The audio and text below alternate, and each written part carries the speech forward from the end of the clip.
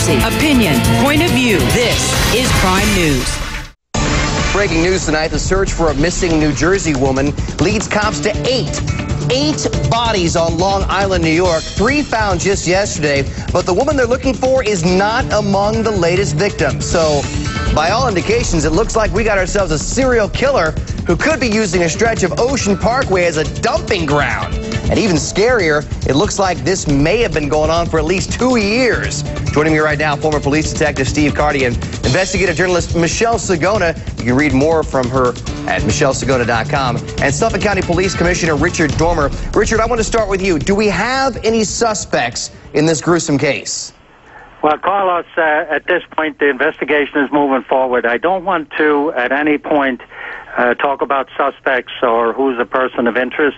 I think you can understand that, and your listeners will understand that. So I'd rather not comment on that. Okay. Now, Richard, when the bodies keep turning up in this location, what is the mood right now of that particular part of Long Island? Well, you can imagine it's very upsetting to the residents of that beautiful area. And as you probably know, Suffolk County is a very, very safe community. Crime is very low in Suffolk County. And so this is, a very upsetting type of incident or crime. And, that's why we're pulling out all the stops to try and catch this guy.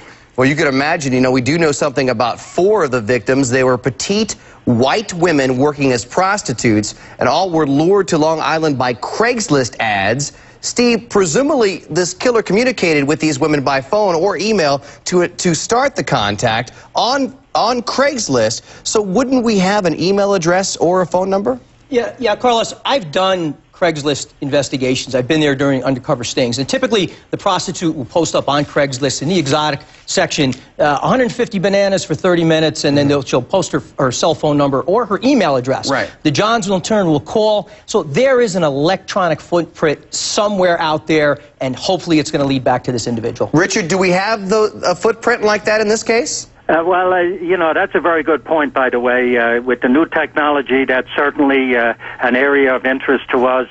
We're pursuing that avenue of investigation very aggressively, and it takes time.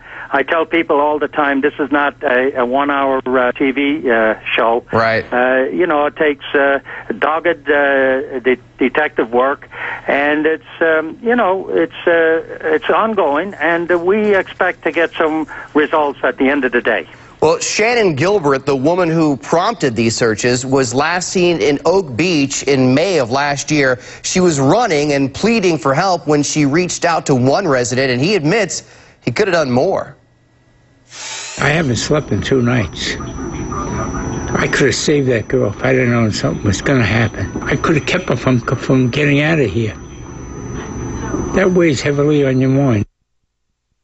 Michelle, do you know anything else about the night Shannon Gilbert went missing? What do we know about the man she was meeting? Well, we do know that there was a 911 call placed, and then it was for a very lengthy period of time. And we also know that her family stepped up to the plate to report her missing, which initially got investigators going on this case in the first place, thank goodness, because then they were able to find all of these other bodies. The problem with these cases, Carlos, is that many of these women are disconnected from their family and their friends, and many don't even know that they were missing, so they may not have stepped up to the plate to report them missing.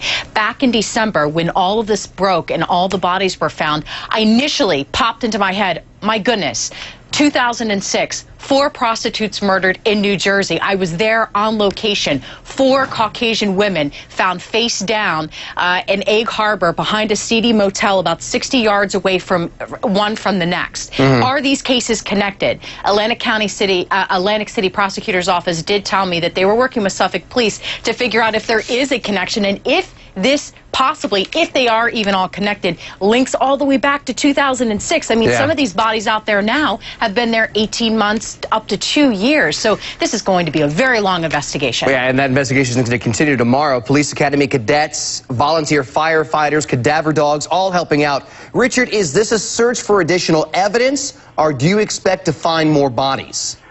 Well, it's a search for additional evidence, and certainly if there are more bodies out there, we want to find them. It's a very rugged terrain, very difficult to traverse, and the dogs and our handlers have a tough time maneuvering around the brush, the tangled brush.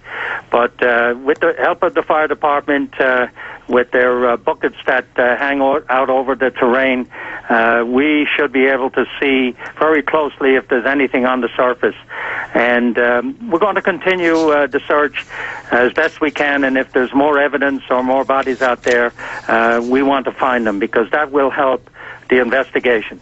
All right. Richard Dormer, Steve Kardian, Michelle Sigona, thank you so much for joining us as we continue with this gruesome story on Long Island, New York. More on this desperate search for a serial killer coming up. We've seen this before. I mean, remember Philip Markoff, the Boston University student dubbed the Craigslist killer? He was accused of murdering women he solicited on Craigslist. Now, he pleaded not guilty, but then committed suicide when he was behind bars. Steve, I got to ask you, is it time for us to police Craigslist and prostitution on Craigslist the way we police prostitution on the streets? Yes, it is, Carlos. And many in law enforcement believe that Craigslist is hiding behind the constitutional right of freedom of speech, and they are promoting prostitution. As a matter of, I believe that's about 50 state attorney generals have filed suit against Craigslist because of their behavior, their actions, and what takes place right here. Is it because the people that would enforce these laws or put these laws, into effect are kind of behind the times and don't know the effectiveness of Craigslist? Craigslist is touting that gray line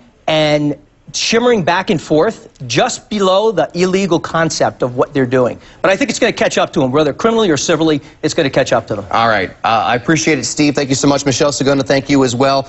Richard Dormer, great job on the phone. Thank you so much.